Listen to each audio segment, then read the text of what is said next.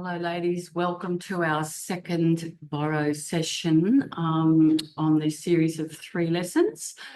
Towards the end of last week, we had a certain point to where we wanted to get to, and as promised, what I said was that I would get both of my pieces up to a standard where I was hoping that you would also get up to. If you haven't, don't worry. You've got plenty of time to do this when you could go back and look at the videos at a later date. So don't stress if you haven't got there. But if you have, well done.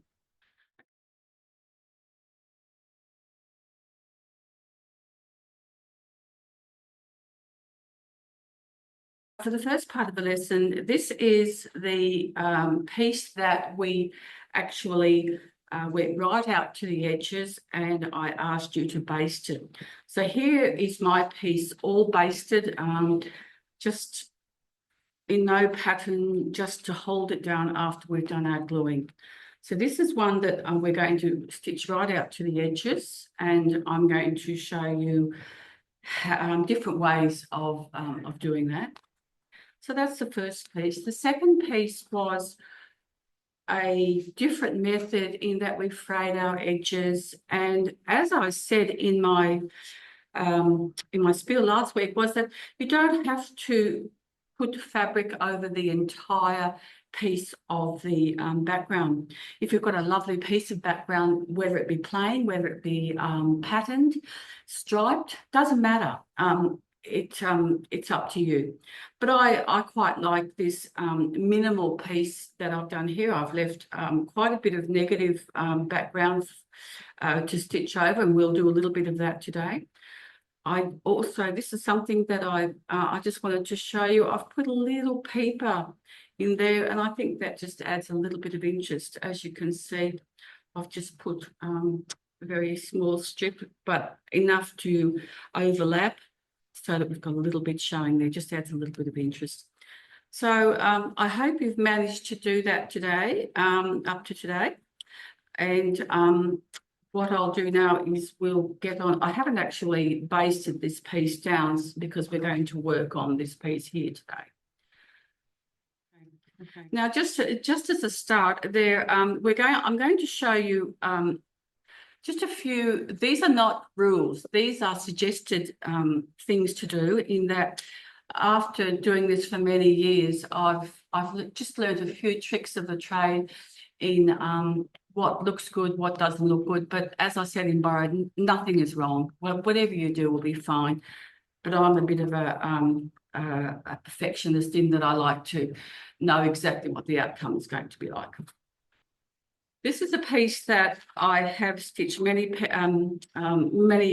years ago, and I've kept it as a teaching tool because I wanted to show you, it's a very good example of showing you that you don't have to do everything in straight lines, up and down or across. You can do it all on angles. And I think that that's a really good example of showing angles that you can do. It just adds a bit of interest to the piece. I got here. Okay, so what we're going to do is I'd like you all to take your thread. I've already done these because I don't like doing them on camera. And I've already threaded my needle up. So you've got your Sashiko thread, and you've threaded it into your Sashiko needle. You don't have to use a very long thread. I usually, when we're starting off, I was advise ladies not to use a very long thread, just something maybe from the tips of your fingers to your elbows. That's long enough if you're starting out. As you become more proficient at it, by all means use a longer thread, which is what I do. I use a quilter's knot to start with. And for those ladies who don't know what a quilter's knot, and quite a few don't, I'll show you again very slowly on this one. So what we do is we thread up our needle. We put our needle at a horizontal line, take our thread. We actually put my thread behind my needle. I take my thread, I wrap it around 1, 2, 3. I then take I change my hands and I just pull my thread through and hold it very gently, not too fast, and then you'll get a nice knot at the end. Now, I use knots for my Boro because I very much are an advocate of leaving my knots on top. I love doing that, and you'll find that most of my work, I've actually put the knots on top. You don't have to, you can do whatever you like. You can start with the knot underneath. You can do a back stitch if you want to. You can start it however way that you wish to do so. The only thing I would suggest is you make sure that it doesn't pull out and it's not secured properly. As long as it's secured properly, you can start anyway. I'm going to show you again the old jacket that I purchased many years ago for a teaching tool, and that is my best teaching article that I've got for students to give them the license to do whatever they like. Everything that I am suggesting to you is a suggestion. It is not a rule. It is not what you have to do. It is a suggestion, and by all means, you can do whatever you like. But I've also got a thimble here. This is one of many types of thimbles that we use for Boro.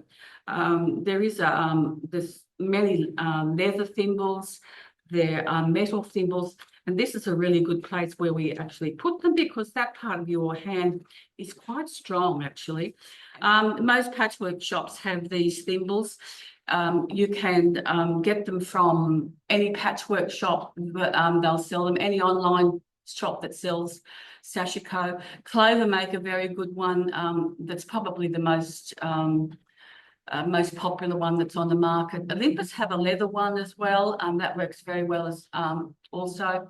So there's quite a few, but if you want to make your own, by all means, all you need to do is you need to just make it so that there's a bit of leather down there that, or a bit of metal that you can actually get your finger, the tip of your, or the end of your needle into it to help you push it along. Now, because we've got our piece already basted, it's not going to move because we've glued it and then we've stitched it down nicely. So it's very better. It's not so much when you've got very small pieces, but when you've got a very large piece, which I'll show you later on, it's very beneficial to do this because some of your pieces might move, you won't know where they've come from, and it's just awkward to stitch. So that's why I do it this way. I always use a very good background. Ladies, if you're going to do something like Sashiko, and I'll go into Sashiko more in my next Sashiko program a few months down the track. But if you're going to use really nice base fabrics. It doesn't take a lot of fabric to do what we're doing. It's not, some of it is expensive, I agree with that. But because you're just buying a small piece, it doesn't make all that much difference.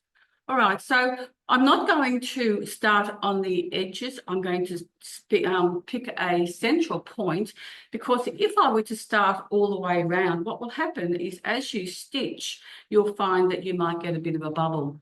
Now, if you're going to be using these pieces of fabric in a quilt, and I will show you lots of ideas about that next week in our final program. You will find that if you're running to a pattern, please always cut your base piece larger, at least a ½ inch larger all over than what the pattern suggests. Because as you're stitching this, you'll find because you're going through multiple layers of fabric, you'll find that the piece will shrink a bit. We try not to do that by doing the stretching after we stitch, but it's just natural because you've got multiple layers that it actually pulls in a little bit. So if you want to be very precise in your pattern that you're following, always cut your base piece larger and then cut it down to the exact size once you've stitched it and you've ironed it on the back, which will also help to lay it out flatter, and then you can cut it to the correct size. Okay. So I'm just going to show you a method of how I start. Now, I think what we'll do today is we might start here. You'll see where I've actually frayed that piece. And I'm just going to show you my little technique. And this is how I'm going to start. I might start a little bit off that piece. And what I do, as I do with Sashiko, I always measure the length of my stitch with the point of my needle. Now you can do long stitches, small stitches, you can do multiple size stitches, you can do whatever you like with this particular process. And I will show you many pieces where that is done. But the same with Sashiko, I always put, because I use a small needle, I put just a few stitches on because that's the way that I like to work. A lot of people like to use a longer stitch where they can put lots and lots of stitches on.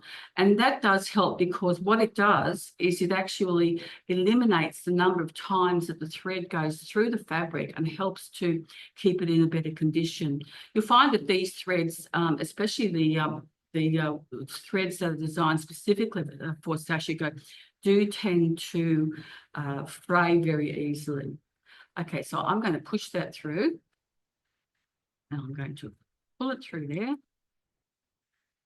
And I'm going to put this finger on here just so that it doesn't tangle the threads. Once I do that, I then always, without fail, whether I'm doing Sashiko or Boro, I always stretch my fabric because you want your piece to be nice, flat, and you want your stitches, if possible, to stay on top of the fabric. You don't want them in the grain of the fabric. You want them on top of the fabric. Okay, I'm using a single thread because that's what I do. By all means, there are quite a few people who do use double threads, but I don't. But you could, if you want to use a double thread, by all means. If you're going to use a double thread, you could also use a finer thread as well. It's up. Okay, so we'll continue on with this. If you will note what I'm doing, I actually put the length of my needle and I fold my fabric onto my needle. Now, I find that so much easier. I find it's easier for me to get a more even stitch. Push that along. Depending on the number of layers that you're using as to how easy or how hard it is to pull it through the fabric. Okay, so push that along. And you'll see. Now I am going to go all the way to the end and I'm going to come back and I'm just going to show you something, probably the best sort of hint that I can give you with regards to Boro.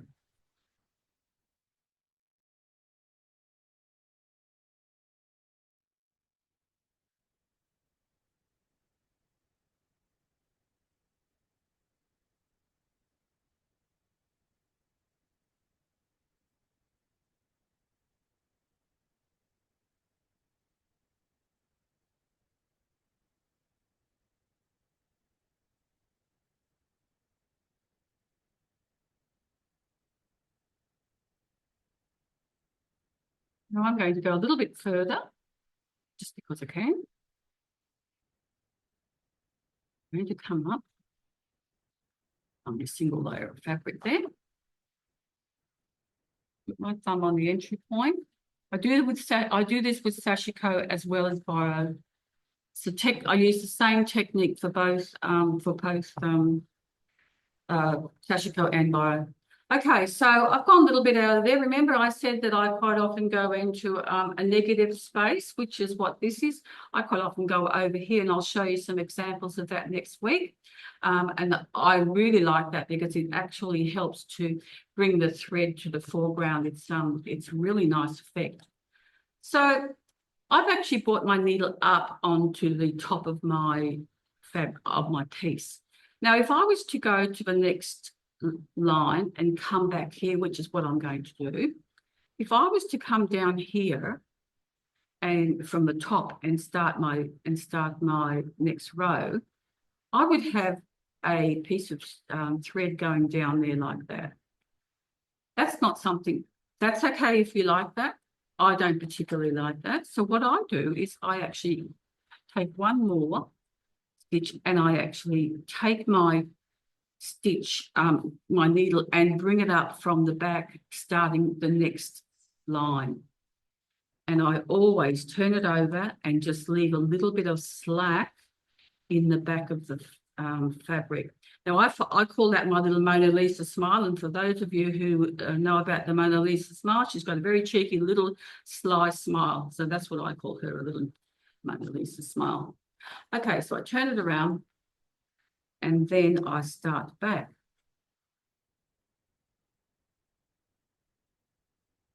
All right, so I've got some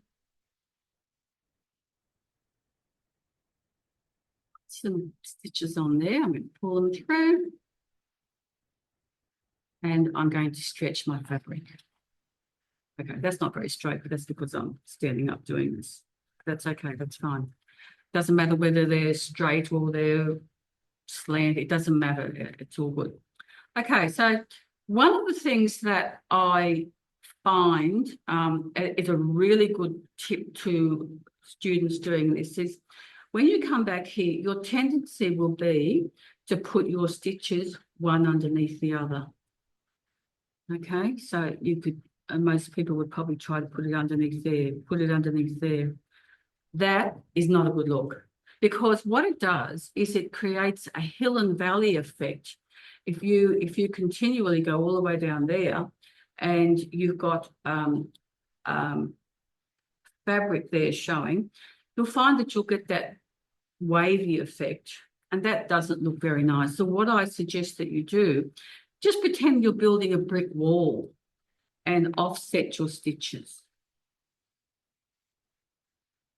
Now, if you do that, you'll find that you'll get, and it doesn't matter if you get one stitch underneath the other, it doesn't matter, but just don't try to get the stitches one underneath each other. Okay, I'll pull that along. Always make it nice and flat. Now, this is not a quick process. You'll find that it takes quite a while to do this, especially because you're going through multiple layers of fabric. You'll see some of my stitches are short and long. That's quite acceptable. It adds to the character of it. It really does. So I'm going to continue down here again.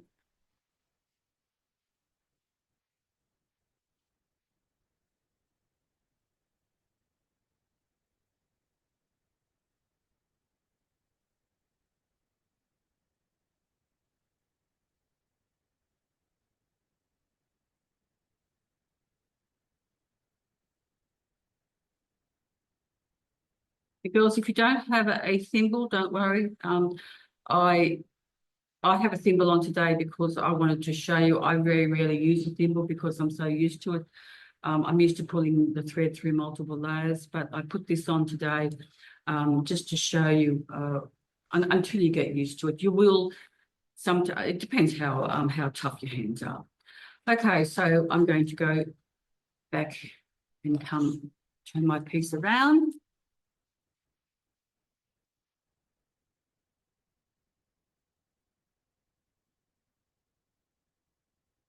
And go to the back and do a little smile here.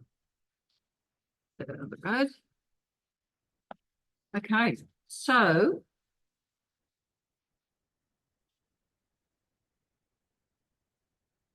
you can see how easy that is. There's nothing that you have to remember. It's something that's very therapeutic. I do most of my, I'm a bit of a TV addict, and I do most of my stitching while I am listening to a TV show, because that's what I like to do. And it keeps my hands busy and it also keeps me awake at night. So this is really nice to take if you're a member of a quilt group as well. It's also nice to take for a stitch day at a gathering. If you don't want to take your sewing machine, something nice and easy. You don't have to remember any patterns. It's just pick it up, put it down, you can pick it up 12 months later and you'll still just be able to carry on. Okay, so you can see that they're not directly underneath one another, and that's just as we progress along. So I would continue along all the way along here. I might then either go out into here or I may not, I don't know. But then with this particular piece, because I've got it on an angle, you know, I'll maybe stitch out here and go up into there. You can go down here, you can go all the way down here. Okay, so there's many, you could go along those lines. There are lots of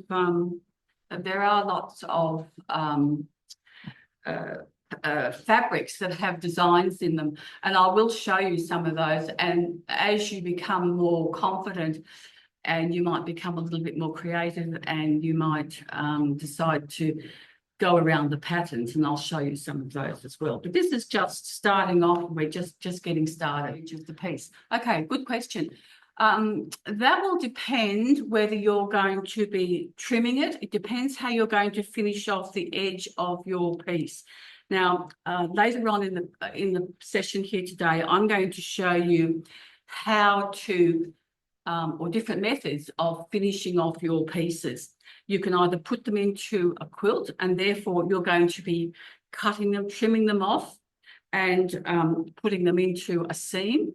Or you might just want to leave it and bind it itself. So it depends on what you're going to do with your piece as to how far you stitch out. And I'll talk about that when we look at the pieces later on in the question and answer session thing, isn't it? How to keep the stitching straight without a line to follow. Yes, good question.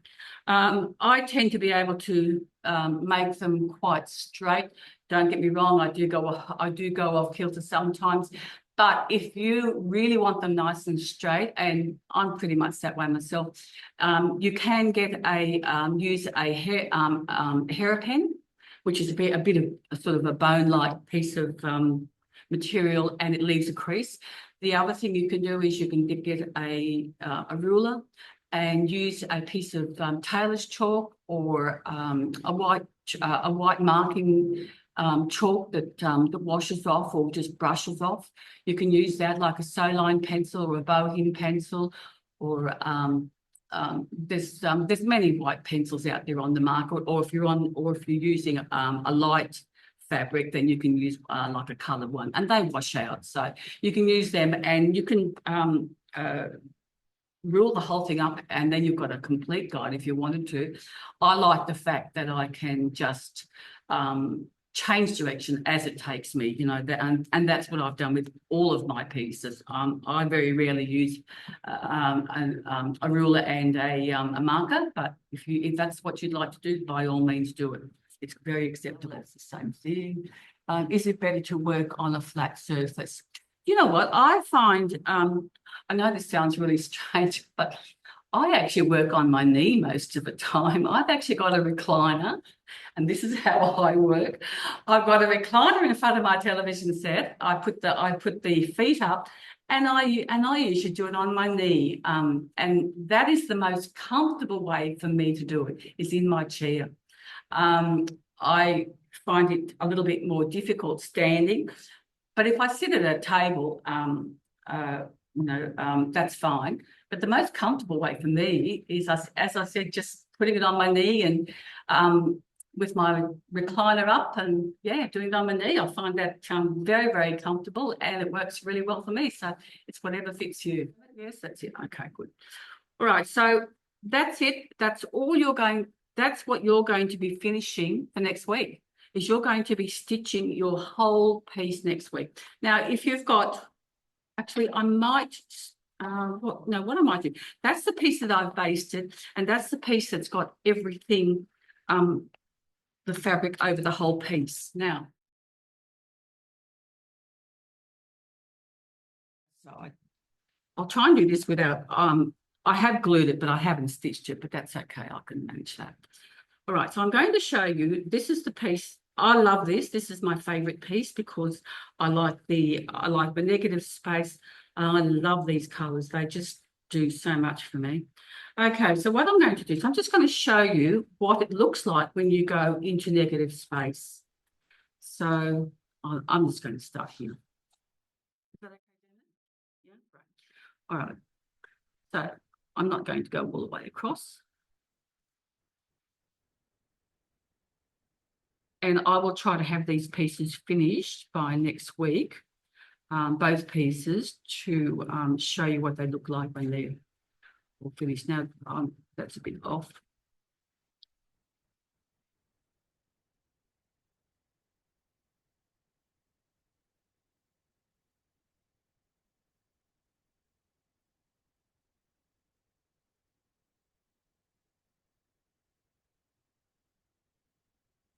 And of course, we've only got a single piece here because it's just the background fabric. This is a very good indicator. You can see how, if you just use the point of your needle, how even you can get your stitches, if that's what you like.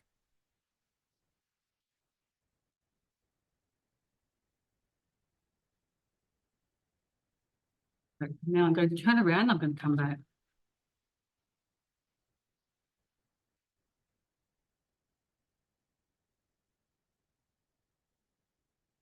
Oops, that piece come out, but that's okay. I can put that in later. As I said, I haven't basted that. And you can see why we baste, because pieces will come apart. Okay, so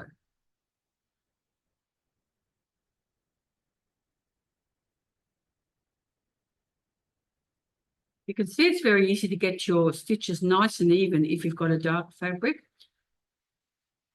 because it shows up very well.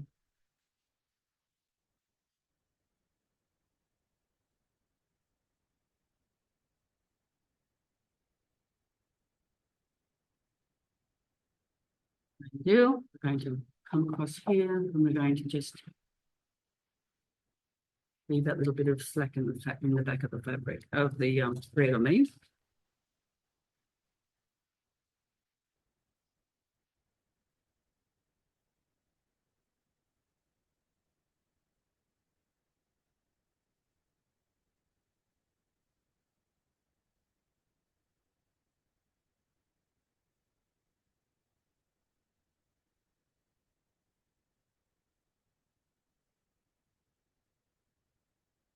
Okay, so you can see why that's a bit crooked, and I'll probably take that out, and I will take it out later on and make it a bit straighter. But for the demonstration purposes, you can see how nice that does look when it goes, it sort of melds into the pieces of fabric on top. So that's why I leave, and I won't do too much on there. I might do a little bit more down here and then just leave some more negative space there. I might come out here a little bit when I do this piece here. I won't do a great deal, but I'll just do enough to make it look really pleasing to the eye. Okay, so we'll leave that. So that was just to show you what it does look like when you go into that background piece. Okay, so this is the piece. Once you finish this particular piece, you'll find that you won't need to do anything. I don't put a backing on mine. I find that I much prefer to leave it natural and raw, because this will probably be just a placemat or something. You can wash it. Once it's all stitched, it'll be fine. You'll see the stitching through the backing, but that's okay for you. Okay, and then all I do is I go to the back and I just whip it back through the last 3 or 4 stitches, and that holds it very securely in there, and then I'll just cut my thread. And I always leave a little bit of a tail, because then that will fray and it helps to keep it in there as well. So that's the only, that's the best way that I mean, that's the way that I do it. By all means, if you'd like to, you can do a knot on the back if that's your preferred option. You can even do a knot on the top if you like. So, okay, I'm going to show you what I mean about not putting a backing on my pieces.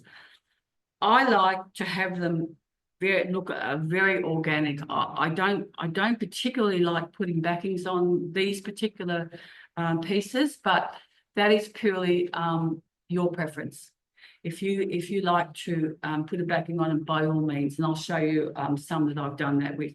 But you can see that I've used multiple. This is a really good because it's oh no, we can see that on the front. Okay, I also use different cottons, different color cottons. I find that I mix it up a little bit, so don't be frightened to mix up the cottons as well. And as you can see, I've got knots on top here everywhere. Look at them all. See? And I've actually just woven it back through the last couple of stitches. And although that you might think that looks a bit messy on it, I love that tactile feel. I just think it's really, really nice.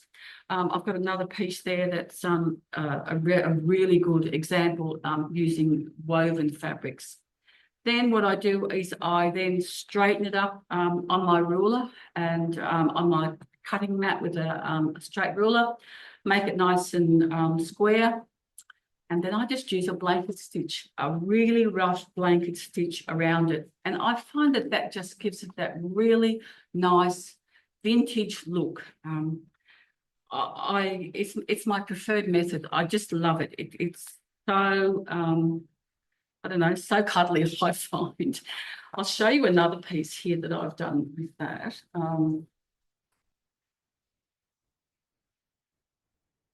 This is greens, and this is one of my favourite pieces. And as you can see, I've used multiple colours. I've used the reds there. What else have I used? Oh, I've used green there and white. What else have I done? Yes, I've only used 3 colours there. But as you can see, my backs are quite neat. They're not all that untidy. I've used the selvage on this back piece, which I just left that there because I really like it.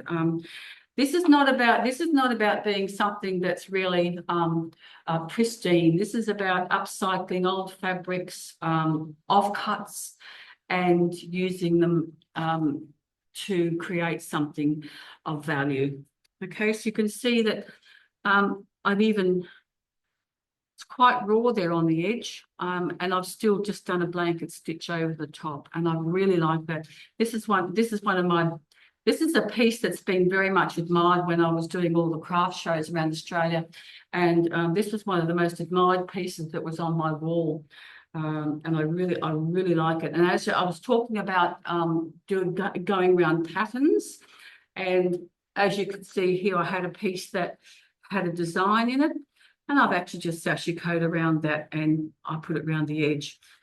You don't have to go over the whole piece if you're doing, but you must make sure that every corner is all sewn down. So because you don't want the corners lifting.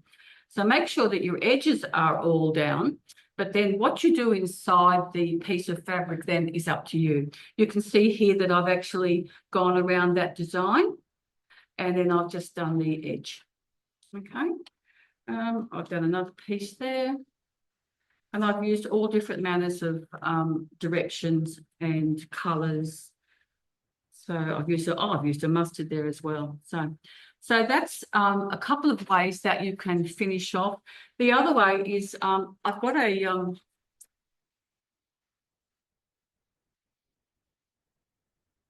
here's a really good sampler that I use for teaching, because it's a great piece to use for both a Sashiko class and a Boro class, because then I'm using 5 little pieces of, no, how many? 3 pieces of Boro, and they're quite small. They're quite easy and quick to do.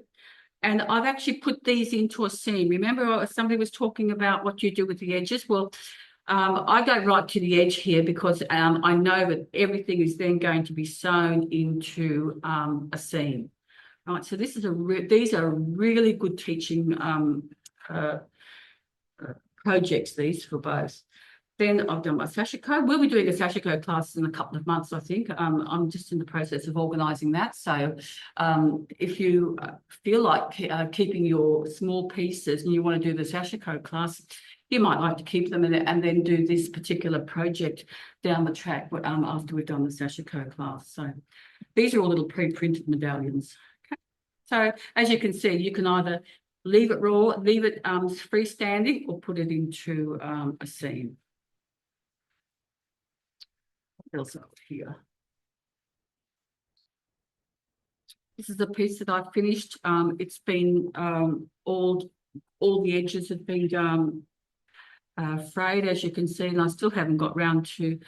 It's like the builder who never who has some rickety steps. You know, I still haven't finished the edges there where the zigzag sticks, but that should be done. You can see that I've gone out into the negative spaces there, just a little bit, not much, but I just left a little bit there, and I've used multiple colours. The same deal, haven't put a backing on it because I don't like that. I much prefer this. These back in the 50s and 60s, my mum was a great embroiderer, just beautiful hand embroidery. I still got some of her work, and doilies were the big thing back in those days. Well, you know what? These are great for doilies or for cadenzas or for dressing tables and things like that, or low boys. They're a great piece to put on there and keep your furniture nice and in pristine condition. So I've also got some little coats. These are a great little they're a great little starter kit, these, you know, just the same deal, just an open weave piece of fabric, same deal, little coasters. These I did for Christmas, you know, and they're fabulous. So and I've just done the same. You could put a backing on these. I have got some somewhere that I've done in Boro and in Sashiko, and I've actually put a piece of fabric on the back of these. I've just turned them in inside out and then just stitched around the outside of them. This is a different method, ladies. I was talking about using minimal pieces of Boro on a runner last week, and this was the piece that I was talking about. You can see that I've used minimal pieces of fabric here, just enough, and then I've used another piece where I've done some applique. This is a project that I do in a workshop as well. And I've actually used stencils to put designs up the ends. My dragonflies in here. These are all done from stencils. There were stencils that I designed a few years ago now, but you can use any type of stencils that you've got. There's a numerous number of those on the market now. But yeah, so I really like just that minimal piece. I think it looks really nice. So the other thing, when you're putting your fabrics, placing your fabrics as well, put them one on top of the other. That looks really, really nice. It creates a nice piece of balance. So yeah, so there you go. Horizon, I'm sorry. Do you know if a double-sided iron stiffener is available in Australia for use between piece and backing? Girls, please don't use iron-on stiffenings on things. First of all, they have glue on them, and you will find that, now I don't know whether you're meaning Sashiko or Boro. For Boro, you don't need it, and I wouldn't do it anyhow. I find that the stiffening, when you iron on stiffening on two pieces, it adds an extra texture to it. It's also got glue. It's hard to pull the needle through, and I'm not an advocate of putting stiffening on either Sashiko or Boro when you're stitching. I'm sorry. I know there are some people who do advise that, but that is not in my focus. I'm sorry. Okay. Right. Last week she said cotton on cotton. Yes, last week I did say that. Yes, cotton on cotton, silks on silks, wools on wools. Yes. If any of you have tried the mix of those during the week to see what I mean, hopefully next week you can pop on and we can have a bit of a discussion about that. I've actually got some silk here. So what I might do is I might take a piece of silk and I'll sew it with some cotton fabric, some cotton thread, and we'll see what I can show you exactly what I'm talking about. So by all means, if it does work for you, then that's fantastic. but what I've seen, I like to stay with the like for like fibres. Do you teach thread nap? Yes, I do teach thread nap, and I normally do that in my Sashiko classes. I don't do it all that much, but I do teach it because I find that it does keep your threads a lot in a better condition. It also helps to pull them through the fabric a lot easier, and it's less stress on the threads. So yes, I do. It's some people find it very difficult to find the nap on the thread. But that's just there are a couple of ways, and and in the Sashiko class that we've got planned for down the track in a couple, I think it's about the end of May, I think, Dermot, isn't it? Yes, we'll be teaching that in that particular lesson. So, but yes, I do. In answer to your question, anything like that, wall hangings. If I want to, it depends what I'm doing with them. I sometimes put a border on them, and then I will back them, because I want to hang them nicely on a lovely hanger of some description. Then I will put a backing on them, if they're meant for the wall. I don't put. The only thing I will suggest that if you're going to put a backing between the piece that you've stitched and your backing fabric, put the slightest weight of backing that you can possibly find. I used to put a really, really lightweight. Now I put nothing. I find that the stitching and the layers, especially with Boro, the stitching with the backing, the layers of fabric that we put on, and if we put a backing, there's a lot of weight there, and it's heavy enough without putting a stiffening on it. So I'm not a real fan of stiffening these days on my work. Don't get me wrong, I have done it I was doing it for a long time. I'll show you a piece of Sashiko that I have done it with. In fact, I've got two pieces of Sashiko that I'll show you in the Sashiko class that I have put the backing in there, and they're beautiful. I've got them here. I'm not going to show you now. I'll show you in the Sashiko class, and they do hang beautifully.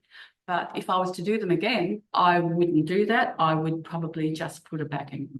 And I don't quilt my wall hangings. I find that I use knots and things. So there's all different things. All those will be revealed in the Sashiko class. So I'll be advertising that very shortly. That's going to be quite a complex class. It's only going to be 2 classes, but it's going to have a lot of content in it. So it'll be worth coming and joining us for that as well. So I'm intending to teach online because I find that it's you as a student can attend the class in your jammies, if you like, with a bottle of wine or a glass of wine, which is fantastic.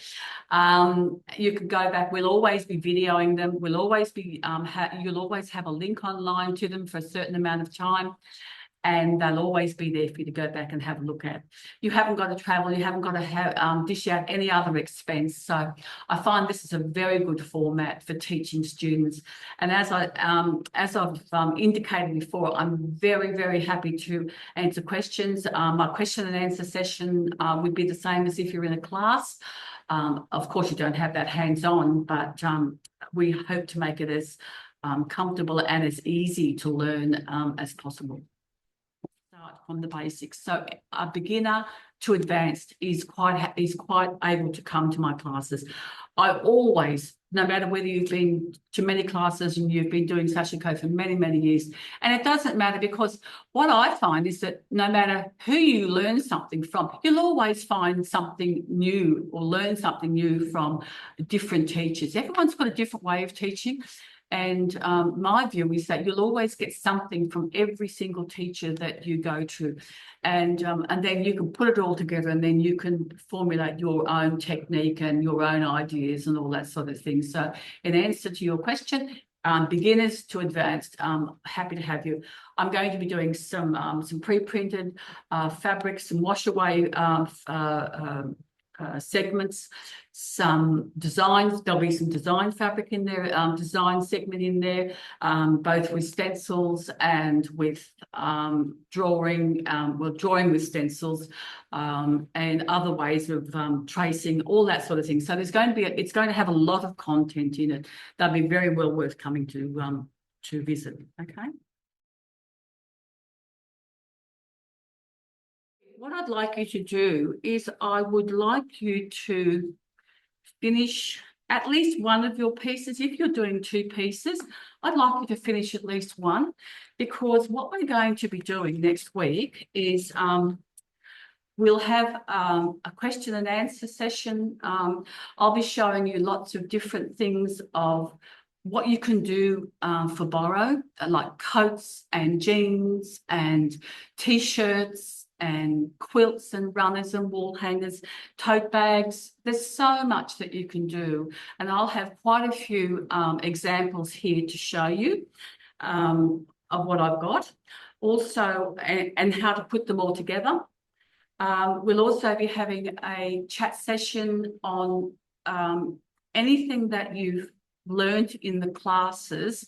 If you'd like to ask me, this is your opportunity next week of a question and answer. I'll be able to stay on the line and talk to you online. You'll be able to see me, I'll be able to see you. And we'll have a feedback session as well. So a bit of a question and answer session next week. And anything that you'd like to know, anything you want me to go over, anything you'd like me to re-demonstrate, I'm very happy to do that as well. So I hope that you've learned a lot today. I hope I've given you some great ideas, and I'd like you all to come back next week for the 3rd lesson, and it'll be more of a catch up. It'll be more of a show and tell. I'd like to see your products or your pieces that you've actually stitched as well. That's part of it. So you'll be able to see each other's work as well. So I look forward to having you all join me next week. So for now, happy stitching. Bye.